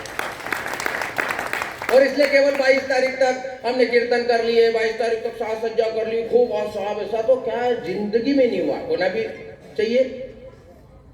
क्योंकि इन्हीं आंखों से, इन्हीं शरीर से याची देई याची डोला हम भगवान राम का मंदिर बनते और प्रतिष्ठित होते देख रहे। वरना तो हमारे पूर्वज मंदिरों को लूटते, पीटते और टूटते देखते गए। हम भाग्यशाली है, हम गौरवशाली है, हम किस्मत वाले हैं कि अपने सामने भगवान का मंदिर बन करके खड़ा हो गए। इससे उत्साह होना चाहिए, उमंग होना चाहिए। लेकिन ऐसा नहीं कि 22 को समापन हो जाए। 22 से संकल्प लीजिए, 22 तारीख को इधर राम जी की प्रतिष्ठा होगी, इधर हम हमारे मनों में राम लला को प्रतिष्ठित करेंगे। उनका त्याग, उनका शौर्य, उनका तप, उनकी तपस्या, उनका बलिदान, उनका संघर्ष हम अपने जीवन में लेकर के आएंगे। कितने लोगों के रामचरितमानस लाल कपड़े में बंधी हुई है, केवल पूजा करने के लिए, केवल पूजा करने के लिए। बहुत लोग पढ़ते भी हैं, ऐसा नहीं है, मैं क्षमा चाहता हूं, लेकिन मैंने अधिकांश घरों में देखा रामचरितमानस को पूजा की वस्तु बना करके रख दिया, लाल कपड़े में बांध करके। इसलिए कि घर में रामचरितमानस होनी चाहिए, इससे घर में सुख शांति होती है। मानस को घर में रखने से सुख शांति नहीं होती, मानस को पढ़ने से होती है, मानस को मन में उतारने से सुख शांति होती है घर में। और इसलिए वह राम का जीवन चरित्र नहीं है, केवल घटना नहीं है, राम के चरित्र को दर्शाने वाली पुस्तक है रामचरितमानस। फिर लोग कहते हैं घर में रामचरितमानस होना सुख शांति रहती है, महाभारत नहीं होना, घर में झगड़ा होता है। ये कितना, मतलब देखो, हिंदू समाज को डरपोक बनाने की साजिश, हिंदू समाज को कमजोर करने की साजिश। जिस महाभारत में संपूर्ण ज्ञान है, जिसमें सब कुछ है जो दुनिया में है, जिस महाभारत को ही लेकर के हम कलयुग में जिंदा रह सकते हैं, उसको षड्यंत्र पूर्वक कहा गया कि महाभारत घर में नहीं होना, पढ़ना नहीं, इससे झगड़ा होता घर में, और उसको बाहर कर दी गई। महाभारत पढ़िए, गीता नहीं पढ़ना। कब पढ़ना? जब वो घर घर शब्द करने लगे, जमीन पे सुलीटा दे, फिर पंडित जी को बुलाएं, फिर पंडित जी बोले कौन सा 16वां 18वां अध्याय बोले, न तो उसको सुना रहा, न बोला रहा, न देखा रहा। तब जाकर के हमने दुनिया का सबसे बड़ा ग्रंथ, दुनिया की सबसे बड़ी कविता जो स्वयं भगवान के मुख से निकली, वो मरते वक्त सुन रहे हैं। जो सुनना चाहिए हमको 16 साल की उम्र में, 14 साल की उम्र में, क्योंकि वह जीवन दर्शन का ग्रंथ है, क्योंकि वो जीवन जीने की कला सिखाने का ग्रंथ है। उसको मरते वक्त सुनाते। आप दानवान कर दो तो ये फटाफट निपटे, अपन भी छूटे। ये इसको बदलना पड़ेगा 22 जनवरी से। हम संकल्प लें। रामचरितमानस भी पढ़ते हैं तो कैसे पढ़ते हैं? श्रावण का महीना है, मास पारायण करना है, प्रभु नगर की ये सब काजा, हृदय राजू कौशलपुर राजा। अरे भाई, तुमने चौपाई पढ़ ली, मत पढ़ो यार, एक महीने में खत्म मत करो, उसको साल भर में करना। लेकिन प्रत्येक चौपाई के अर्थ सहित उसको पढ़ा जाए, मार्क किया जाए, मार्कर लो।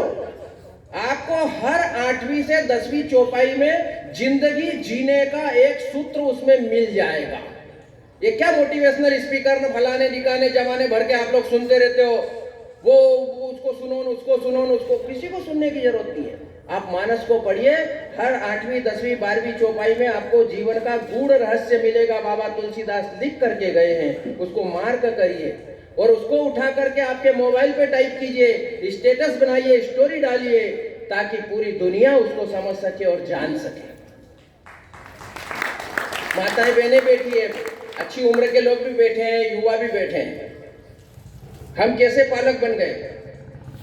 और बहुत बढ़िया स्कूल है, सुबह 5 बजे जाना पड़ता है वहां, तब जाकर के वहां के पादरी से मिलना होता है, और 10-11 बजे नंबर आता है, तब जाके अपने को बच्चे का एडमिशन होता है।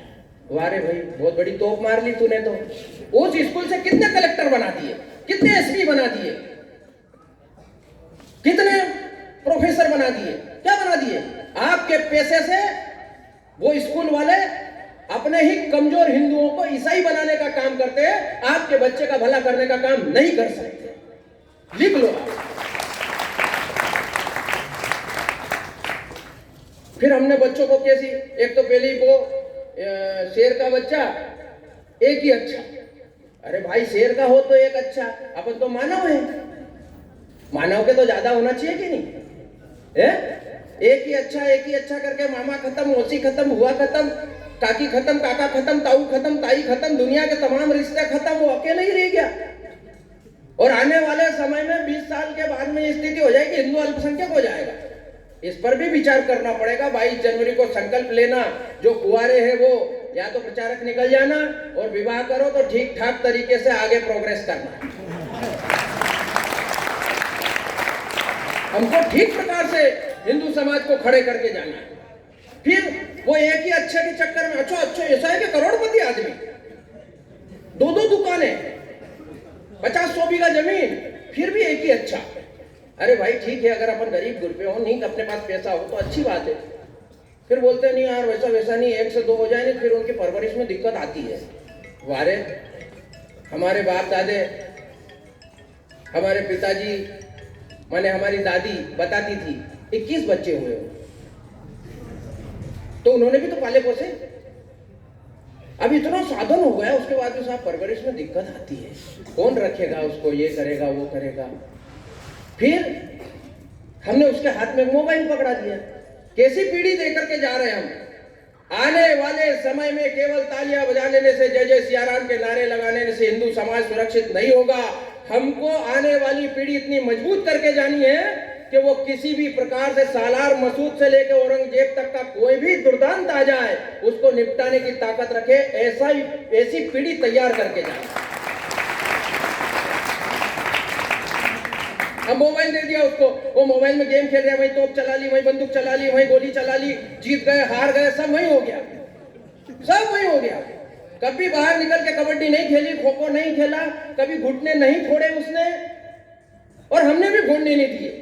नहीं लग जाए बाहर वैसा, और वो ऐसा लूज फूज हो जाएगा बच्चा कि आने वाले समय में हम फिर सुनते हैं, टीवी में देखेंगे, पेपर में देखेंगे, उसने सुसाइड कर ली, वो डिप्रेशन में चला जाएगा। भाई, हमने उसको टकराने के लिए तैयार ही नहीं किया। अरे इतनी तक दुर्दशा है परिवारों में, वो छोटा सा बच्चा, और उसको वो झोली में से झुलाते हैं, वो रोने लगता है तो उसके पास मोबाइल चालू करके रखाते हैं। वो अभी समझता नहीं है इस दुनिया में कि मोबाइल क्या है, लेकिन वो भी पट्टा मोबाइल देख के चुप हो जाता है। और माँ भी खुश, और तो और मेहमान आते हैं तो उसको ये नहीं बताया इसको गायत्री मंत्र आता है, इसको गीता का श्लोक आ जाता है, या ये जय राम श्री राम जय जय राम बोल लेता है। नहीं, अपने बच्चे को सब आ जाए, मोबाइल में जो आ जाए, अपने को नहीं आए उससे अच्छा इसको आता है, तुम क्यों जो कर ले। वाह भाई, हमने तो बहुत बड़ा ज्ञान दे दिया उसको, बहुत बलशाली बना करके जा रहे हैं हम। तो कैसी पीढ़ी हम इस देश को दे करके जाएंगे, इस संदर्भ में हमको विचार करना चाहिए। घर परिवार सब कुछ चलता है, आहार, भय, मैथुन और निंद्रा, ये जानवर में भी होता है, इंसान में भी होता है। भूख हमको लगती, भूख उसको भी लगती है। कोई डंडा लेके हमको मारना है, डर लगता है, उसको भी डर लगता है। शादी विवाह करके बच्चे अपन भी पैदा करते हैं, वो भी करते हैं। नींद हमको भी आती है, नींद उनको भी आती है। तो फिर मनुष्य और जानवर के अंदर अंतर क्या है, मनुष्य और पशु में अंतर क्या है? तो मनुष्य मनुष्यता को लेकर के पैदा होता है, उसकी एक सभ्यता, एक संस्कृति होती है, जिन विचारों को, जीवन मूल्यों को लेकर के चलता है, और उन जीवन मूल्यों से संपूर्ण विश्व में सुख शांति की कामना करता है। हम तो चींटी तक को मारते नहीं है, उसको भी आटा खिलाते हैं। हम जिस पत्थर पर सिंदूर लगा दे उसको भगवान बना देते हैं। ये हिंदू बड़े हृदय वाला है, इसके अंदर सब कुछ समाहित हो जाता है। इसलिए हम ऐसा परिवार, ऐसा समाज बना करके जाएं क्या? अभी तो हम बहुत साल तक जिएंगे, 2047 के बाद ही जाने वाले हैं। तो हम ऐसा भारत का निर्माण करें, उस निर्माण में जुड़ जाएं। हम प्रतिदिन 1 घंटे का समय देंगे, हफ्ते में 2 दिन देंगे, महीने में 4 दिन देंगे। कोई जरूरी नहीं है कि आप इस हिंदू परिषद के कार्यक्रम में जाओ, कोई जरूरी नहीं है आप राष्ट्रीय स्वयंसेवक संघ के कार्यक्रम में जाओ। आप अपना खुद का एक विषय चुन सकते हैं कि मेरे ये काम करने से देश का, समाज का, राष्ट्र का, धर्म का भला होने वाला है, मैं ये काम करूंगा, और उस काम में जुट जाइए।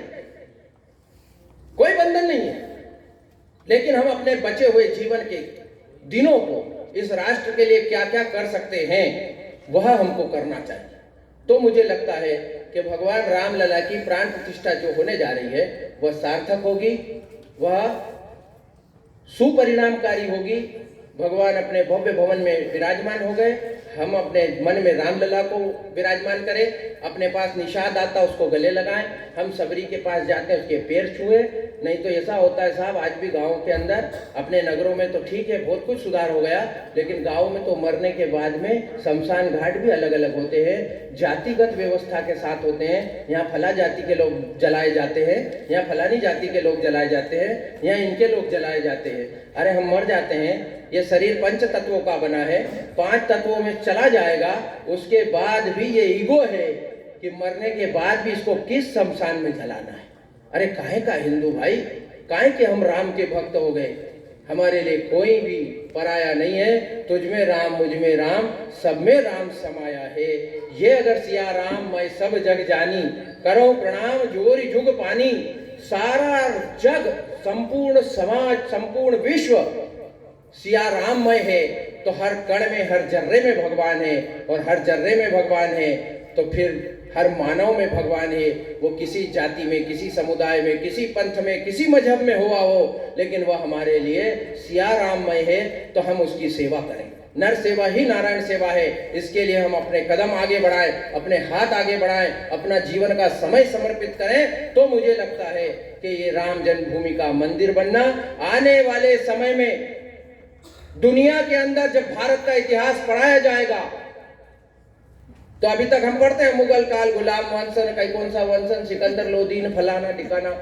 अब जो भारत का इतिहास पढ़ाया जाएगा वह भारत का इतिहास होगा राम जन्मभूमि मंदिर निर्माण से पहले का भारत और राम जन्मभूमि मंदिर निर्माण के बाद का भारत। इन 2 कालखंडों में भारत का इतिहास पढ़ाया जाएगा।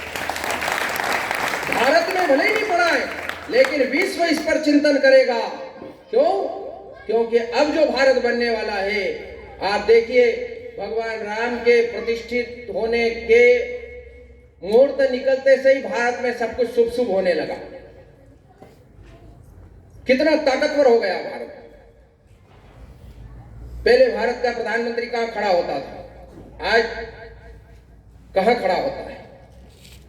पहले भारत का विश्व में क्या सम्मान था, आज भारत विश्व में किस सम्मानजनक दृष्टि से देखा जाता है। केवल भारतीय ऐसा कह देने मात्र से विदेशों में लोग खड़े हो जाते हैं।